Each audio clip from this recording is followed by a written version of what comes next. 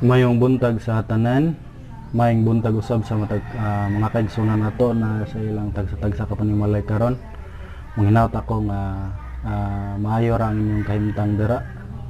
Ug daghang salamat sa Ginoo sa iyang padayon nga pag-preserve sa atong kinabuhi, no, bisan pa sa balatian nga nagpadayon karon sa pagkatap sa tibuok kalibutan apan sa gihapon nakapadayon kita sa paghimo nining atong worship service every Sunday morning. So sa atong pagpadayon sa atong morning service ni adlawng Domingo, first Sunday ug June, akong basahon ang Psalms 100 isip atong call to worship. So atong basahon Psalms 100. Psalms 100 in King James Version, all verses atong basahon. Make a joyful noise unto the Lord, all ye lands. Serve the Lord with gladness, come before his presence with singing. Know ye that the Lord he is God, it is he that hath made us, and not we ourselves. We are his people, and the sheep of his pasture. Enter into his gates with thanksgiving, and into his courts with praise. Be thankful unto him, and bless his name. For the Lord is good, his mercy is everlasting, and his truth endureth to all generations. So daghang salamat sa mga pulong atong nabasa. Hinaut ang Dios magapanalangin niadto sa atong pagpadayon. Ato nang dulon ang Dios pinaagi sa pagampo naman og libon dalaygon na mga Dios. Daghang salamat Lord sa imong pagkamaayo, daghang salamat sa imong pagpahiluna sa imong mga kanakan sa matag-usahan kabahin sa tibuok kalibutan. Salamat bisan pa sa imong pagpreserbar sa kinabuhi. Salamat sa kalig-on kapiskay sa matag-usa ka panglawas nga nabatonan. Ug salamat bisan pa sa kagayunan karon nga makapadayon kami sa mong Sunday service bisan pa sa situation nga among giatubang karon. Daghang salamat usab bisan pa sa imong pagtaganas panginahanglanon, ug salamat bisan pa amahan sa mga resources nga among nagamit aron kami makapadayon. Ug may among pag-ampo amahan sa makapadayon kami nining among morning service. Ta magapanalangin ini magahimo nining successful, ug bisan pa panalangin sa matag usa. Bisan pa amahan sa mga pulong unya nga mong pagpatilinghogan pinaagi sa mga lagad, Pastor Jess, ikaw maggamit kaniya sa pinaka-epektibo, maayo nga paagi aron sa ingon maga-deliver siya sa imong mensahe nga uyon gayud sa pubuton. Bisan pa kanamo amahan nga magapaminaw ang imong pulong unya mahimong panalangin sa kinabuhi, mahimong makahatag og dugang kadasig kalipay sa mong matag sa kinabuhi. Bisan pa amahan nagampo kami sa magsungan namo usab nga nagasunod ug nagapaminaw kanamo ikaw sa panalangin magapahiluna kanila. Kining tanan ang giampo gipasalamatan gilaman og tubag nga madawat sa ngalan sa bugtong ug personal nga manuluwas nga si Jesus. Amen. Okay, sa atong pagpadayon atong opening song isip himaya pagdaig sa atong buhi ug makagagahom nga Dios. Atong awiton The Heart of Worship.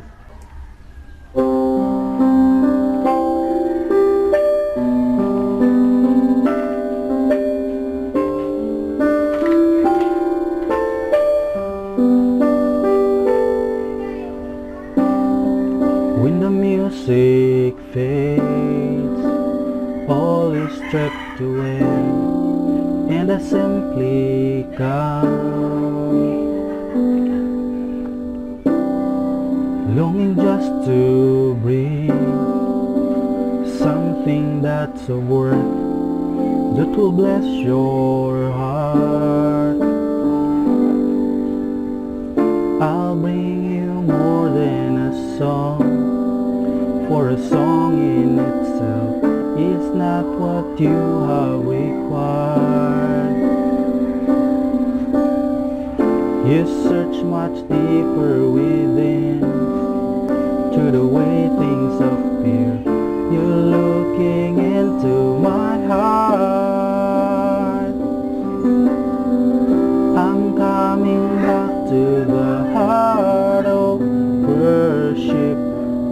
all about you. It's all about you, Jesus. I'm sorry, Lord, for the thing I've made it. And it's all about you. It's all about you, Jesus.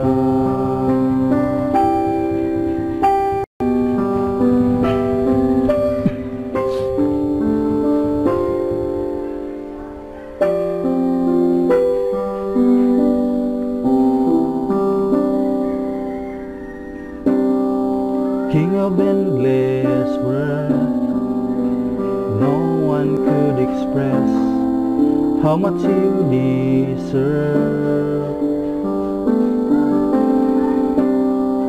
Though I'm weak and poor, all I have is yours. Every single breath, I'll bring you more than a song. For a song in itself is not what you have required. You search much deeper within, through the way things appear. You're looking into my heart. I'm coming back to the heart of worship. And it's all about you. It's all about you, Jesus. I'm sorry, Lord, for the thing I've made it. And it's all about you. It's all about you, Jesus. I'm coming back to the heart of worship. And it's all about you. It's all about you, Jesus. I'm sorry, Lord, for the thing I've made it. And it's all about you. It's all about you, Jesus.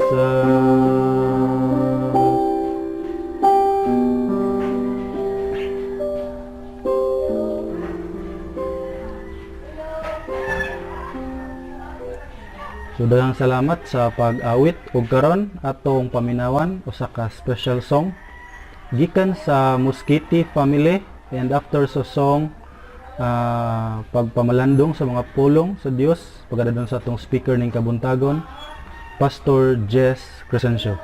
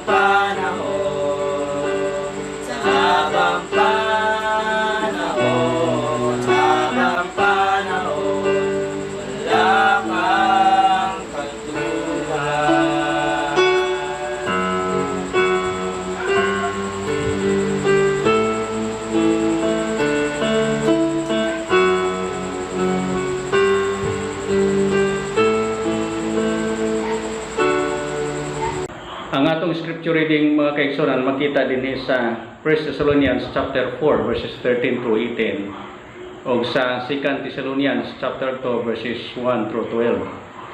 Pero ang akong basahon kinilang din sa 1 Thessalonians chapter 4. Nagayon din but I would not have you to be ignorant, brethren, concerning them which are asleep, that ye sorrow not, even as others which have no hope. For if we believe that Jesus died and rose again, even so them also which sleep in Jesus will God bring with them. For this we say unto you, by the word of the Lord, that we which are alive and remain unto the coming of the Lord shall not prevent them which are asleep. For the Lord himself shall descend from heaven with a shout, with the voice of the archangel, and with the trump of God, and the dead in Christ shall rise first. Then we which are alive and remain shall be caught up together with them in the clouds, to meet the Lord in the air, and so shall we ever be with the Lord. Wherefore, comfort one another with these words. Magampot Lord, padayon kami sa pagpasalamat nimo, nining higayon nga makasimba kami, magpamalandong kami sa imong pulong. Ug salamat nga bisan sa mong kaimtan karon daig makapasalamat kami kanimo uban sa mong pagsimba. Pasam gitugyan kanimo ang tanan Ginoo sa kami imong pulong buhi nga makausab, makadasig sa mong espiritu anong kinabuhi. Pasam gitugyan kanimo ang among panahon karon sa ngalan sa imong tong anak amo si Ginoong si Kristo nga among Ginoo luwas. Amen. O amen. Maayong buntag mga kaigsunan. More than 3 months naman ang bilabay nga wala kita magkakita sa busa tungod sa mong kahimtang karon, pero ayaw mo kabalaka kay moabot rang panahon nga matapos ni unya makabalik ta sa atong panagsanduro tayo diya sa atong simbahan. Pero mientras tanto kini lang mo sa atong buhaton, no? Now ini kabuntagon magahisgot kita mahitungod sa atong bulahan nga paglaom, our blessed hope. Sa mga theologians gitawag ni siya rapture. Now, din sa itong gibasa, kaganina, nag-isgot mahitungod sa the coming of the Lord. Of course, I believe personally that this coming of the Lord, nag-refer ni mahitungod sa paglalin o rapture. Now, kung atong tanawon diri, ay palo makita nga kini siya ang pinaka-exciting event nga atong ginapaabot, di ba? Exciting, tungod kay, gani sa itong gibasa kaganina, dito sa 1 Thessalonians chapter 4, nag-isgot mahitungod sa padayag ni Kristo diha sa kaninang kauban sa mga manulunda ug adunay trumpeta nga ilang pagatunggon. Unya katong mga tawo nga nangamatay diha kang Kristo pagailisdan og incorruptible body. Incorruptible meaning dili na masakit, dili na maluya og mulungtad hangtod sa walay katapusan. Unya exciting nga naman tungod kay sa atong dito sa verse 17 ug makikauban kita sa Ginoo hangtod sa walay katapusan. Daghan na natong siguro naghinam-hinam nga makakita sa Ginoo. Katulad siguro medyo dili kaayo tingali nalingaw pa ning kalibutan na wala pa sila ganahan mo tan-aw sa Ginoo. Pero dinhi nagisgot mahitungod sa atong pagiguban ngadto sa Ginoo panahon sa rapture. Actually, ang rapture, some theologians do not believe this word rapture. Matod pa ito nila unbiblical. Yes, unbiblical. Tungod kay kanang rapture, Latin word man na, nung gikan sa pulong snatches away or put up. Kung itong basa kay kanina. Now, sa verse 17, sa chapter 4, nagingon si Apostol Pablo diri. Then we which are alive and remain shall be caught up. Now, take note of this now. Shall be caught up together with them in the clouds to meet the Lord in the air, and so shall we ever be with the Lord. So, kini mong event, no, snatches away mga kaigsunan. Nag-involve kini og instantaneous transformation of our bodies to fit us for eternity. Nga naman, tungod kay this body, kini atong lawas karon, dili ni siya suited, no, dili siya fit in sa eternity. Temporary man ni siya. It's made from the dust, no. Niya matud to sa Bible kay gikan sa ubog sa kini sa imong pauli. So kinahanglan nga ilisda ni o lawas nga dili na modunot sa mana sa gisulti ni Apostol Pablo. Lawas nga dili na siya matigulang. Pero muta na ta kano sa man ni mahitabo.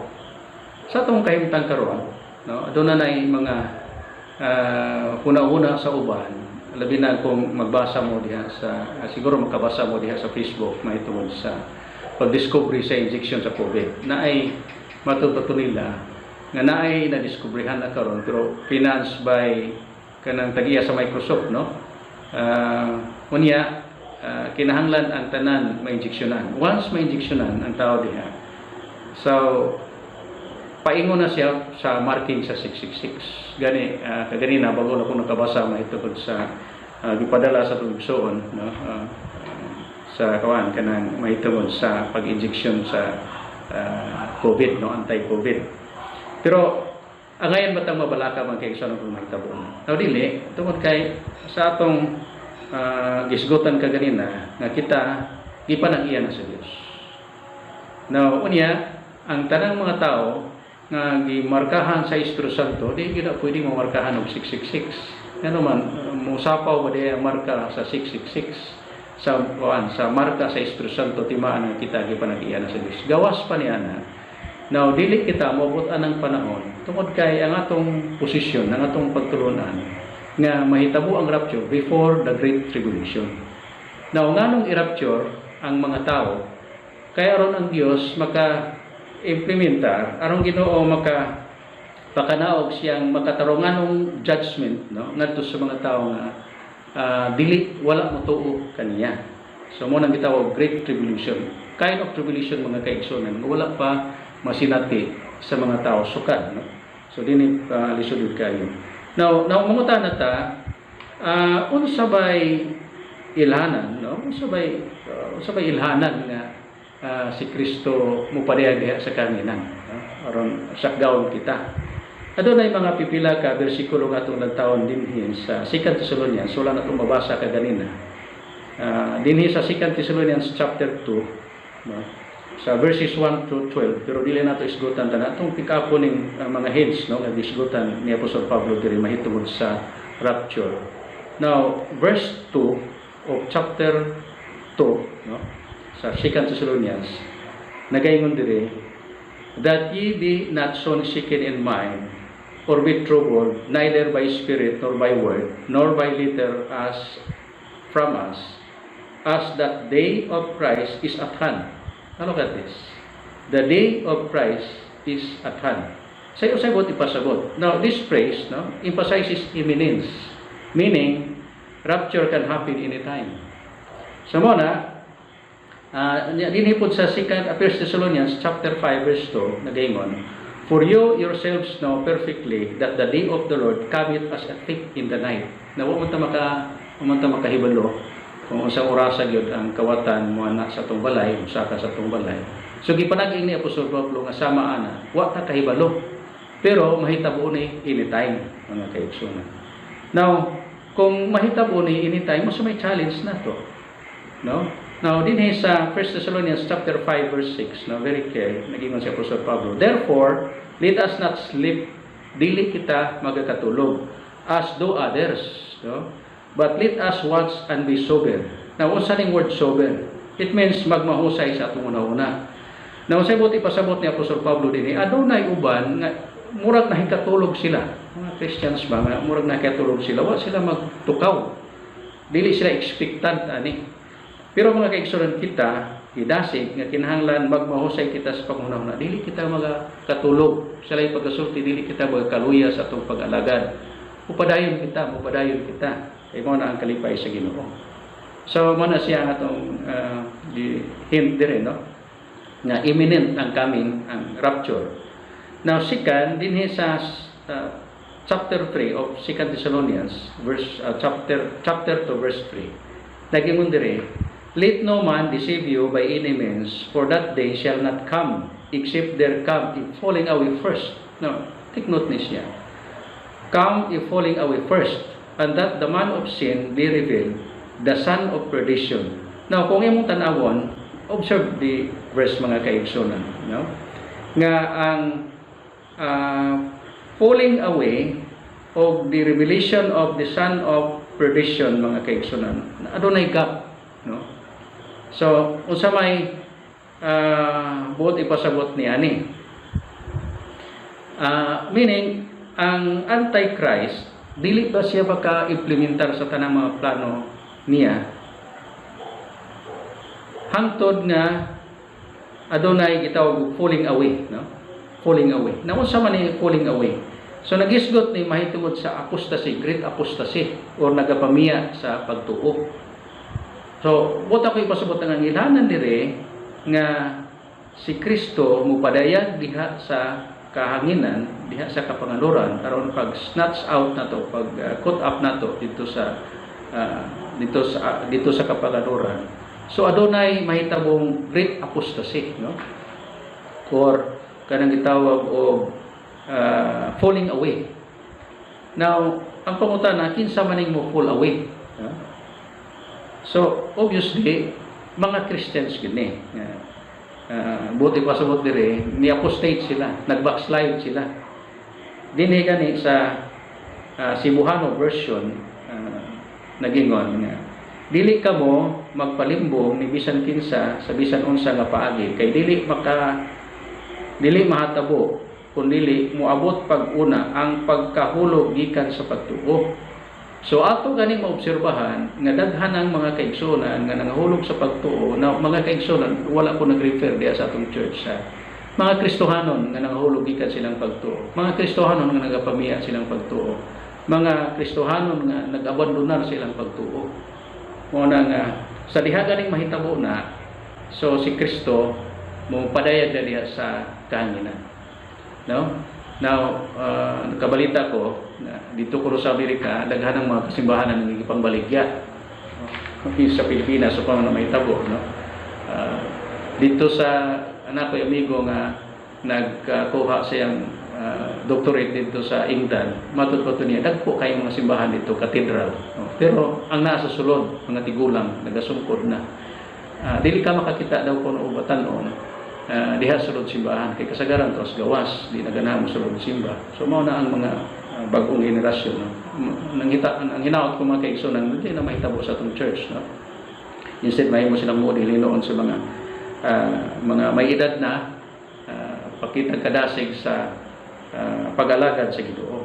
So falling away. No, ikatulo nga hint ni Apostol Pablo nga mo balik na si Kristo.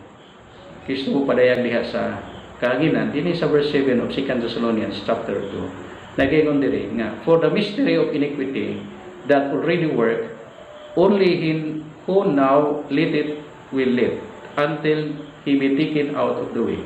Now this verse emphasizes mga kaigsunan nga the work of Satan cannot be implemented, no, through the man of perdition because there is a restrainer that withholdeth him. Now kung na kinsa maning restrainer dinhi mga kaigsunan. Now, sa Cebuano naging diri kay ang tinago sa masukilon nagabuhat na, meaning nag-work na karon, no? Unya, naging apan ugaling may usa nga nagaulang karon hangtod nga kuhaon siya gikan sa taliwala, no? Now, ang pangutanan to kinsa maning restrainer, no? Nga may nakapapugong sa Antichrist sa pag-implement sa iyang mga plano dinhi sa kalibutan, no? Adunay ubang mga theologians nagtuo mahitungod nini nagtuo nga ang restrainer din mao ang Espiritu Santo. Ako tuo sa dana, no? Ang restrainer din mahitungod sa Espiritu Santo. Pero ako ba nagtuo nga ang Espiritu ra, no? Mo'y kuhaon. Now, hinumduman nato nga we are His temple, di ba? Temple ta sa Holy Spirit. Ang Holy Spirit nag-indwell din sa ato. So naa sa atong kasing-kasing karon. Now, kung pananglit ang Spirit ra, Holy Spirit ra ang kuhaon, luoy kaita, di ba? Nga naman, mahimot ang orphan. Saan na ito pag-survive pa naman sa tribulation kung wala ang Espiritu Santo? So, dili mahimo nga Spirit ra, kung dili kuyog ta ang member sa body of Christ, no? Kuyog ta, din sa dihang human sa rapture, sa dihang sa gawon na kita, aya pa ang Antichrist maka-implementar sa plano din na niya din sa kalibutan. Now, unsa may atong challenge din, unsa may atong encouragement din. Now, dinhi sa bersikulo verse 15 of 2 Thessalonians chapter 2, nag-ingon si Apostol Pablo diri, stand fast and hold the traditions which ye have been taught, whether by word or our epistle. So nagisgot diri mahitungod sa traditions which ye have been taught, no?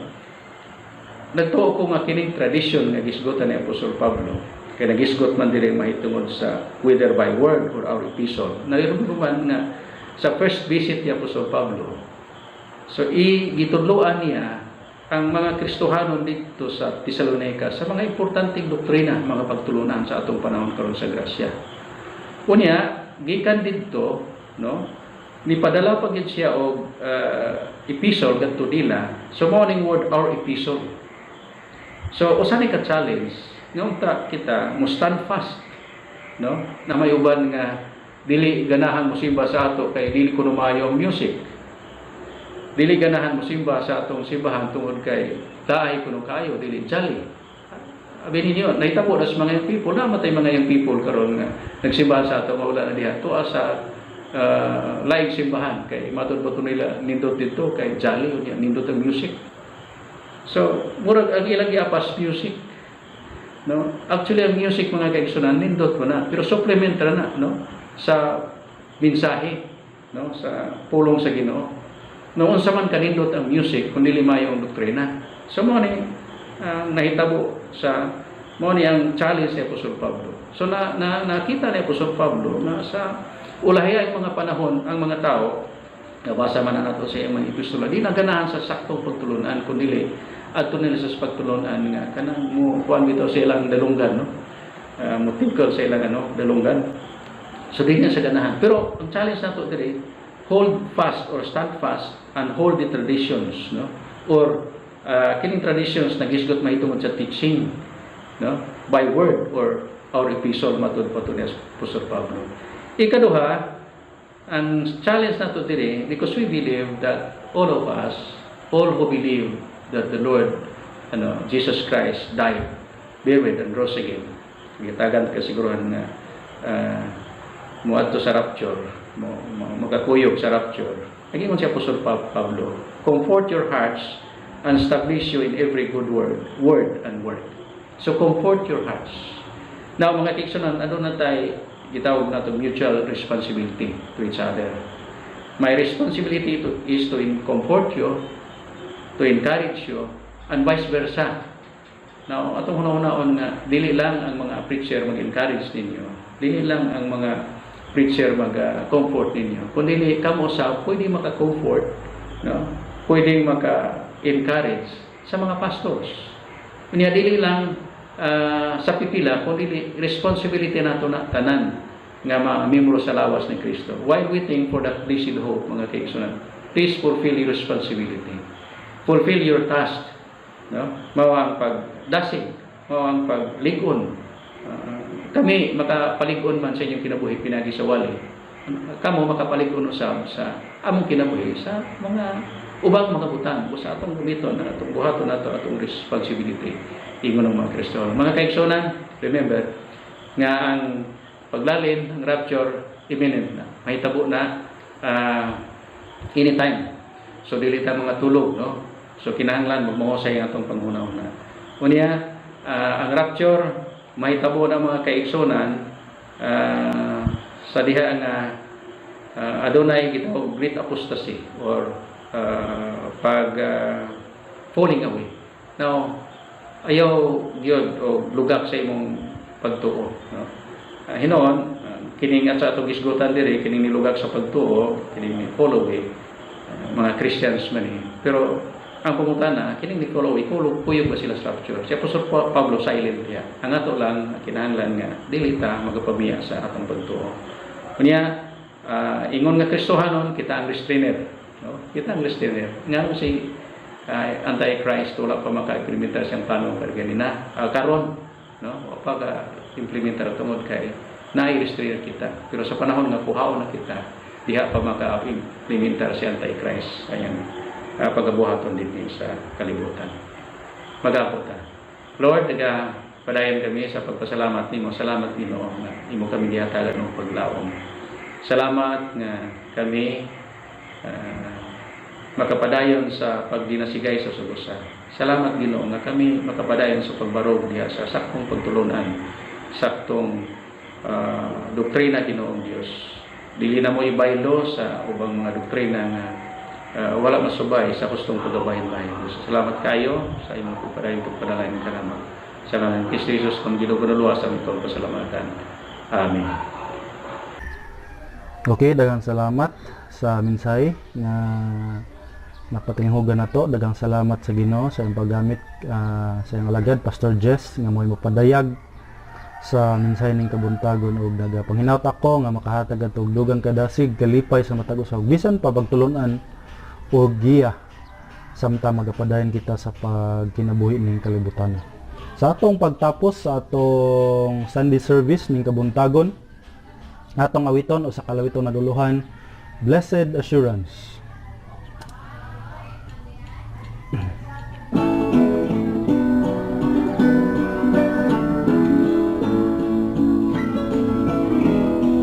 Blessed assurance, Jesus is mine. Oh, what a foretaste of glory divine, heir of salvation, purchase of God, born of His Spirit, washed in His blood. This is my story, this is my song, praising my Savior all the day long. This is my story, this is my song, praising my Savior all the day long. Perfect, perfect submission, perfect delight, visions of rapture now burst on my sight. Angels descending, bring from above, because of mercy, whispers of love. This is my story, this is my song, praising my Savior all the day long. This is my story, this is my song, praising my Savior all the day long. Perfect submission, all is at rest. I in my Savior am happy and blessed, watching and waiting, looking above, filled with His goodness, lost in His love. This is my story, this is my song, praising my Savior all the day long. This is my story, this is my song, praising my Savior all the day long.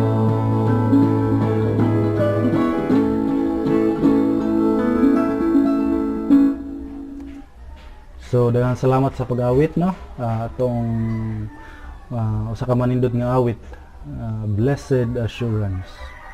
So sa atong pagtapos sa atong Sunday service ning kabuntagon, atong dolo ng Ginoo pinagi sa pag-ampo. Aman og libdalaygon na mga Dios, daghang salamat sa imong pagpatapos namo sa among service ning kabuntagon. Again salamat sa kagyonan nga makapadayon bisan pa sa situation. Nakahimo gyapon kami sa pagduol kanimo, sa pagsimba kanimo pinagi sa online streaming worship service. Salamat bisan pa sa matag usa nga nakig-uban, salamat bisan pa sa mga pulong usab nga mong napatalinghugan pinagi sa mong alagad nga Pastor Jess ug nga nanghinahot kami amahan nga kadtong mga pulong mahimo gid kitong buhi sa among kinabuhi, magalihok ug mutubo aron makahatag og kadasig kalipay kanamo bisan pa pagtulunan og giya sa magapadan kami sa among journey ning kalibutan. Ug padayon kami nagampo amahan bisan pa sa situation kami na mong giatubang karon, dili lang diri kanamo kundi sa tibuok kalibutan, ikaw magapadayon sa paghatag og preservation sa mga kaanakan ug bisan pa magaiwas ng matang sa katalagman. Ug sa mapadayon kami amahan bisan pa sa mga buloton namo, sa umabot pang mga adlaw kami naghangyo sa imong pag-iya pag-uban bisan pa pagtagbos mga panginalanon. Bisan pa sa makigsunan usab namo amahan, nagampo kami kung asa man sila nahimutang karon, ikaw usab magapadayon sa pagpahilona ug pag-atiman kanila. Kining tanan amahan among giampo tugyan di kanimo tungod kay nasad kami nga wala kami mahimo kung wala ikaw, kung wala imong pagpanalangin sa among matag usa kinabuhi. Tanan among gisalig gilaw man ang tubag nga madawat sa ngalan sa among bugtong ug personal nga luwas nga sa Ginoong Hesus. Amen. So daghang salamat sa inyong pagsunod ka nato sa atong worship service ug again nagapadani mi sa pag-invite sa sunod pa namo mga online nga streaming service every Wednesday o Sunday. Daghang salamat usa sa makausap pa ug God bless sa matag usa.